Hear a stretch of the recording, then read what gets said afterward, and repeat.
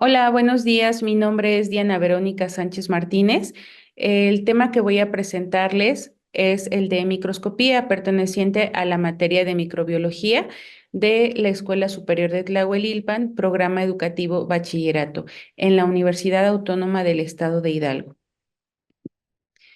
Y bueno, como primera parte tenemos la definición de la microscopía óptica. Esta se caracteriza porque es una herramienta indispensable para la biología y la microbiología, ya que nos permite observar células, tejidos y los microorganismos con aumento. Como parte de los antecedentes de la microscopía, tenemos a tres personajes importantes que destacan por sus aportes para la construcción del microscopio actual. El primero es Zacharias Janssen, el cual creó el primer microscopio compuesto a través de diferentes lentes mediante un tubo en el año de 1595. Posteriormente, Robert Hooke diseñó un microscopio a partir del que ya había construido Janssen con sus ideas y estas observaciones, a través de las cuales hizo mediante su microscopio, las publicó en unos apuntes que realizó llamados micrografía, en el cual destacan sus observaciones más importantes que le permitió hacer este microscopio a partir de los organismos unicelulares y las primeras células descritas por él. Más adelante, en el año de 1677, Antonio van Leeuwenhoek fue el primero en ver los microorganismos con sus propios tallados de los lentes, ya que él se caracteriza porque construyó una gran cantidad de microscopios con diferentes lentes y diferentes aumentos, con los cuales pues también le permitió destacar por sus observaciones, no solamente con los organismos unicelulares, sino con organismos de pequeño tamaño, pero que ya eran pluricelulares, haciendo un detallado en cuanto a sus características anatómicas. Y pues finalmente tenemos la definición de lo que es el microscopio óptico, el cual pues es un instrumento que utiliza la luz visible y un sistema de lentes que nos permite ampliar la imagen de objetos que resultan ser muy pequeños.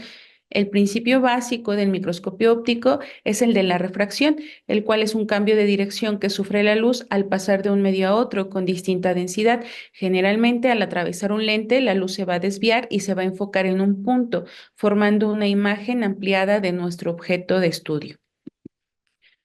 Vamos a tener dos tipos principales de lentes, los oculares y los lentes u objetivos también llamados.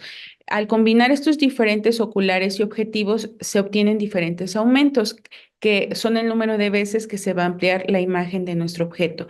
Generalmente los oculares son de diferente graduación, así también como los lentes, dependiendo la numeración de nuestro ocular con el de los lentes. Por ejemplo, si aquí tenemos la numeración 10 y acá tenemos la numeración 40, entonces estaríamos teniendo como resultado 400 veces el aumento de nuestra muestra. Y la resolución máxima que podemos alcanzar con un microscopio óptico es de unos 0,2 micrómetros, que es la mitad de la longitud de onda de la luz visible. Generalmente esto significa que no podríamos ver objetos más pequeños que esa medida, como los átomos o las moléculas. En el caso de los virus, que resultan ser aún más diminutos que las bacterias, pueden ser observados, pero con ayuda de un microscopio electrónico. En cuanto al microscopio óptico, solamente podríamos distinguir a partir de las estructuras bacterianas, las células animales y las células vegetales, las cuales ya son de mayor tamaño. Generalmente, si queremos ver estructuras más pequeñas como las moléculas o como los virus, pues ya tendríamos que utilizar el microscopio electrónico. Y pues bueno, en cuanto a las partes del microscopio, vamos a ver que se divide en dos grandes sistemas. La parte mecánica, que es la que sostiene al sistema de los lentes y la iluminación del microscopio, y la parte óptica, que se refiere a todo aquello que nos va a permitir observar nuestra muestra. Principalmente tenemos el ocular, el cual es donde la persona o el científico va a colocar su ojo para observar la muestra, el tubo, que es por donde pasa la luz y la imagen de la muestra que estamos observando. El revólver es donde están insertados los diferentes objetivos. La platina es donde se coloca la muestra. Aquí podemos ver unas pinzas que tiene la platina para sujetar el portaobjetos. El diafragma y el condensador nos van a permitir regular la cantidad de luz que va a pasar de este foco que tenemos en la parte inferior a través de nuestra muestra. La base, que es la que sostiene y da equilibrio a todo el microscopio, así como los tornillos macro y micrométrico, que nos van a permitir ajustar nuestra muestra en cuanto a su cercanía o su lejanía, según lo deseemos nosotros. Y el brazo que se puede ocupar para manipular la estructura del microscopio, así como para trasladarlo de un sitio a otro. Los usos que tiene el microscopio, pues generalmente vamos a ver que son en la docencia, en la investigación pública y privada, en áreas como la medicina, la farmacia, los alimentos, etcétera. Generalmente estos van a ser empleados a diario según el tipo de microscopio y los objetivos que tengamos dentro del ámbito de investigación, así como los recursos y las necesidades, van a ser el tipo de microscopio que elijamos. Algunos microscopios, por ejemplo, van a proporcionar una mayor resolución con menor aumento y viceversa. Y su costo pues también oscila entre decenas y miles de dólares dependiendo de la complejidad y el sistema de lentes que tenga cada uno de ellos.